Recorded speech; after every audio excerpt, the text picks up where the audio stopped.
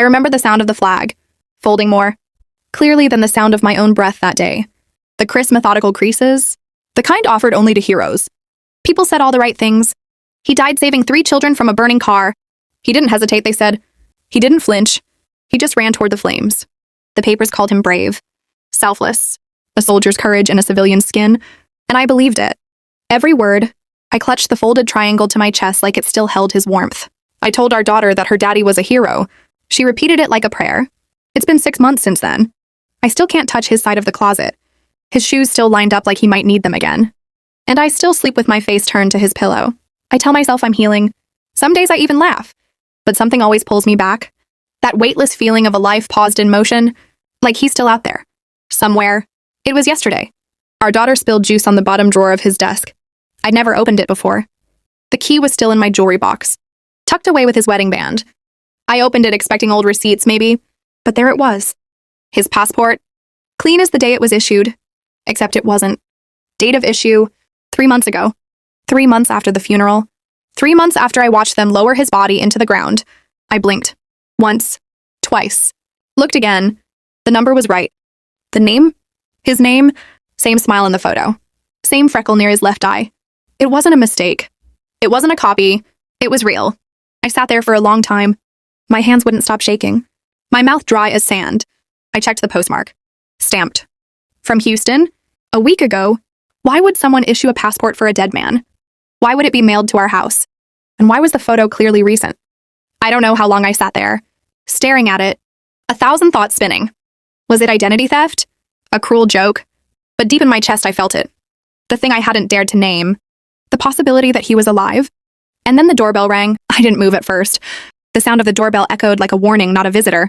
My fingers still clutched the passport like it would vanish if I blinked. But it didn't. It was still warm from my hand. Still impossibly real. I got up slowly. Each step toward the door felt like walking into something I wasn't ready for. But I opened it. A package. No return address. No label. Just our last name written in sharp black ink. I looked around. No button. No footsteps. No movement. Only the box. Lightweight. Taped carefully. I brought it inside. Locked the door. Sat on the floor with my back against it. And opened it. Inside was a phone. One I'd never seen before. And a note. Typed. No signature. Just 8 words. Charge this phone. Do not call anyone. I don't know why I listened. But I did. Maybe grief makes you obedient. Maybe I was already too far past the point of logic. I charged the phone. Waited. The screen stayed black for hours. Until just past midnight. It lit up. One message. From a number with no country code. Don't trust anyone. They lied to you. I'm sorry. I never meant for you to find out this way. I stared at the screen. Felt the air slip from my lungs. My fingers hovered over the keyboard. I typed one word. Who? The typing bubbles appeared almost instantly. Then disappeared. Then again. As if whoever it was hesitating or scared. Then finally, it's me. I didn't die. I had to disappear. They made me. I need to explain everything. But not here. Not on this phone. Burn it. Tomorrow you'll get a location. If you want the truth, come alone. Please don't tell anyone. Not even your sister. I'm sorry. I love you. I dropped the phone. Like it might explode. My mouth formed a scream, but no sound came. Everything was spinning. My husband. The man I buried. The man whose grave I sat beside for hours. Was alive. Or someone wanted me to believe that. I didn't sleep. I sat on the couch until the sun bled into the sky. The phone buzzed again at dawn. A pin dropped on a map. 3 hours away. Middle of nowhere. No buildings. No names. Just trees. And silence. My daughter woke up asking for cereal. I smiled. I poured her milk. My hands trembling so hard the spoon clattered in the bowl. I told her I had to go out for the day. She asked if it was work. I said yes. And I kissed her twice before I left. The whole drive I kept looking in the mirror. Like I was being followed. Like I'd already made a mistake. Like I'd stepped into someone else's life. When I got there, the forest was quiet. No one. No car.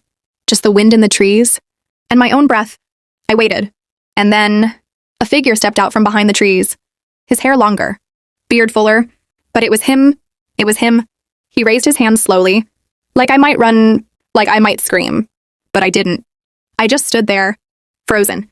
He whispered my name. And then he said, it was never an accident. My knees buckled when he said it. Not from fear. Not even from shock. But from something deeper. Like my body remembered what it felt like to lose him. and now couldn't hold the weight of finding him again. He caught me before I hit the ground, his arms around me, warm, solid, real. I wanted to scream, cry, hit him, kiss him, ask him 1,000 questions, but I couldn't move. I just stood there, letting the smell of him convince me I wasn't dreaming. I finally stepped back, looked at him like he was a ghost wearing his skin. His eyes looked older, tired, like he hadn't slept in years, but they were still his eyes. I asked him one word, why? He looked down at the dirt, then up at the trees, then finally at me. They were going to kill you. I didn't understand. I didn't want riddles. I wanted answers. I told him that. I told him I buried him. I told him our daughter cried for nights and talked to his photo like he could hear her. He nodded, like each word hit him like glass, like he'd said them to himself too many times. He reached into his coat, pulled out a flash drive. I can't tell you everything here, but this will start it. I didn't take it. Not yet. I asked again, why would anyone want to kill me? He swallowed hard, his voice barely a whisper. Because of what I found. What I wasn't supposed to find. I stared at him, my mind searching for something to hold on to. He was an IT analyst for a government contractor. Boring hours, spreadsheets, firewalls. Nothing that sounded like danger, nothing that sounded like murder. He said he found files he wasn't supposed to see. Names, transfers, disappearing people, fake deaths. Some like his, others not so lucky. He said they watched him, warned him, then threatened him. And then, one day, they gave him a choice. Die publicly in an act of heroism, or watch his family vanish without a trace. He chose death, or the performance of it. He said the rescue was staged. The children were real, but the fire was lit for a reason. To make him a legend, to make the story airtight. He said they used a burned body, dental records, a funeral paid for by the same people who wanted him gone. I asked why now? Why contact me? Why break the silence? He looked at me like I was still his whole world. Because they're still watching you. And now I think they know you opened the drawer. I reached for the flash drive, took it, tucked it into my coat. Then I heard it. A snap in the distance. Too clean to be an animal. Too intentional. He grabbed my hand, pulled me deeper into the woods. No time to speak. Just run. Branches scratched my arms. My breath tore from my lungs. But I followed him. Because I had no other choice. And because deep down, I still trusted him more than anyone else on this earth. We stopped only when we reached an old cabin, hidden under ivy, abandoned, dark. He pushed open the door, pulled me inside, locked it. I asked what now? What was I supposed to do with the drive? He looked out the window. Now you disappear too. I didn't answer him. I couldn't. The word disappear hit something inside. Me I hadn't felt since the funeral. Fear, real fear. Not the kind that makes you cry, the kind that paralyzes you. That wraps around your spine and whispers that your life is no longer yours. He looked at me like he knew I wasn't ready. But he also knew there was no time. He handed me a backpack. Already packed clothes cache. A fake ID with my face but a different name. I stared at it like it belonged to someone else. Because it did. Because that woman wasn't a mother. Wasn't a widow. She was someone who didn't exist. But somehow I was supposed to become her. I told him I had to go back. My daughter, she was at home, waiting, with my sister, her stuffed rabbit probably in her arms. The same one she took to bed every night since he died. He nodded. Like he expected that. He said he had a plan. He always had a plan, even when he was gone. He had watched over us, from a distance, through people I didn't know were his. A neighbor, a teacher, a man who walked his dog past our house every morning. All of them had been eyes. For him? For us? I asked why he didn't take us with him before. He said he couldn't. Not until he was sure we weren't already being watched. Not until he knew how deep it went. And now, it was too late. He told me my phone had been cloned. My emails read that the moment I opened that drawer, everything shifted. They knew, maybe not exactly what I found, but enough to raise a flag. He said we had 48 hours, maybe less, before they came looking. Not just to watch, but to erase. He pulled out a second flash drive, said it had everything, files, names, timelines, bank transfers, even video. I asked him what I was supposed to do with it. He said, take it to someone who still believes in truth. I laughed. I didn't mean to, but it came out like a reflex. Because truth didn't feel like a real thing anymore. It felt like a story we tell children before they're old enough to understand power. But he didn't laugh. He just looked tired and said, I'm trusting you to finish what I started. We stayed in the cabin for the night. No lights, no sound, only the weight of everything between us. At one point, I looked at him sleeping, his chest rising slowly, his mouth slightly open. And I tried to hate him. For leaving me. For making me bury an empty box. For letting our daughter grow up thinking her father died a hero. But I couldn't. Because even now, even with everything shattered, I still loved him, even if I didn't know who he really was anymore. At dawn, he handed me a burner phone, a car key, an address. Go there. Alone. If I'm not there by midnight, burn the drive and disappear. I asked what about him. He said he had to buy me time, that someone needed to lead them away, and that they'd follow him, because they always had. He kissed my forehead, like he used to when I was half asleep and pretending not to be, and then he walked into the trees, and I haven't seen him since. Now I'm driving. To the address? To whoever he thinks can help? The flash drive in my jacket, the fake ID in my glove box, and my real life, drifting further away in the rearview mirror. Every mile I drive, I wonder if I'm being watched, followed, tracked, or if this is all just another part of the lie. All I know is, the only way out is through. The address led me to a small town I had never heard of, a place that looked like it had been forgotten by time. Rusty street signs, boarded up shops, and a diner that smelled like burnt coffee and old secrets. I parked the car and looked around. No cámaras, no cars tailing me, no strangers watching. Just a quiet town, like the calm before a storm. I walked inside the diner. The bell jingled. A man behind the counter looked up, his eyes sharp, but not unfriendly. I showed him the flash drive, tucked it into my palm like it was a bomb. He didn't ask questions, just nodded, and motioned me to follow. We walked to a back room, dimly lit, walls lined with files and old newspapers. He plugged the flash drive into a laptop and waited. The screen filled with documents, names I didn't recognize, bank accounts with millions moving through them, photos of men and women, some with crossed-out faces, others blurred. He looked at me. People who disappeared. People who spoke up. People who knew too much. I swallowed hard. The weight of the drive pressed against my chest. The man continued. These files were stolen from a government agency. Deep corruption. They've been covering it up for years.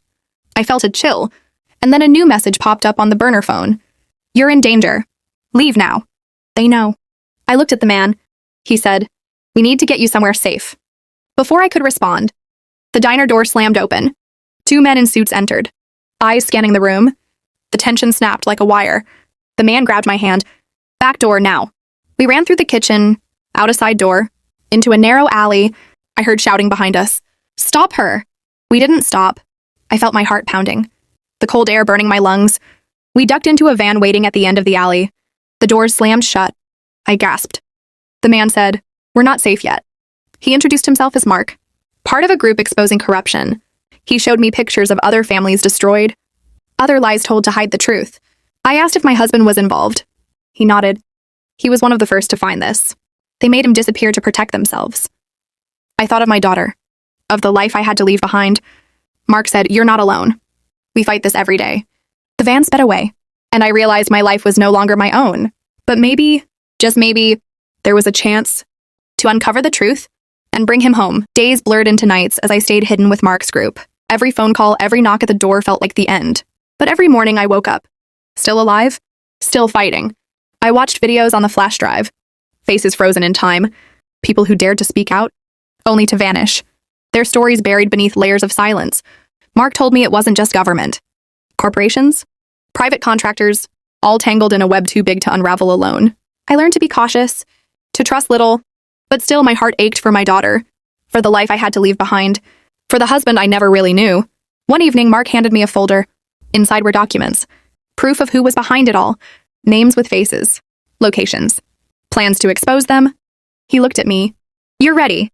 I nodded, for the first time feeling the weight shift. From fear to purpose. We planned the release carefully. Anonymous tips, leaked files, carefully timed disclosures.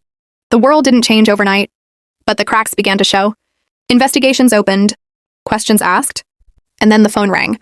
From an unknown number, a voice I recognized immediately. Soft but firm. I'm sorry I lied. I had to protect you both. But it's over now. Come home. Tears blurred my vision. Hope and pain tangled together. I knew then, my husband's heroism wasn't in a moment of fire, but in the life he tried to protect, in the truth he risked everything to uncover. I'm still scared, still unsure what tomorrow holds. But for the first time in months, I feel something. Not peace, not safety, but hope. Because sometimes heroes don't die. They disappear, so their loved ones can live. And sometimes The hardest stories are the truest ones.